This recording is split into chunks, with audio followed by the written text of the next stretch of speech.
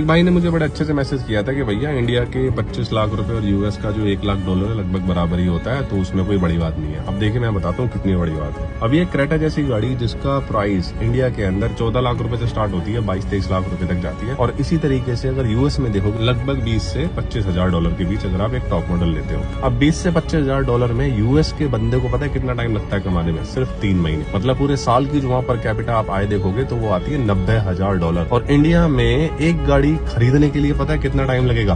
पूरी 1 साल की इनकम अगर आप 25 लाख रुपए साल का कमाते हो, क्योंकि 25 लाख रुपए पूरा तो आप नहीं बचा लोगे, राइट? उसमें से 3-4 लाख रुपए टैक्स भी दे दोगे, और टैक्स देने के बाद आपके हाथ में कितना बचेगा? 17 से 18 लाख रुपए। अब आप देखिए क्रेटा कितने का आता है मिड वेरिएंट? मिड वेरिएंट आता है 16 से 17 लाख रुपए का। मतलब मुश्किल से लाख रुपए 50,000 रुपए आपके हाथ में बचेंगे अगर आप एक पूरे साल की आय में अगर एक क्रेटा गाड़ी लेते हैं। यूएस में 1 लाख डॉलर अगर आप कमाते हो ना, तो आप 1 साल में ऐसी 3 गाड़ियां खरीद लोगे, तब भी आपके पास जो है 20 से 25 हजार डॉलर बच जाएंगे। तो इतना डिफरेंस आता है। अब ये डिफरेंस कई रीजन पे डिपेंड करता है। एक तो वहाँ की ऑफकोर्स जो इकोनॉमी है वो ज्यादा है, दूसरा टैक्सेस भी कहीं ना कहीं इम्पैक्ट करते हैं। अब यूएस के अंदर ना जीएसटी वगैरह नहीं लगती, वहाँ पे स्टेट वाइज टैक्स लगता है। अब स्टेट वाइज टैक्स भी जो है वो आपका मैक्सिमम 10% और मैक्सिमम जो स्टेट है वहाँ पे जो टैक्स लगता है वो 6 से 7% लगता है। जबकि इंडिया के अंदर जो है वो मिनिमम जो लगता है 40% लगता है क्रेटा जैसी गाड़ी पे अगर आप जीएसटी खरीदते हो।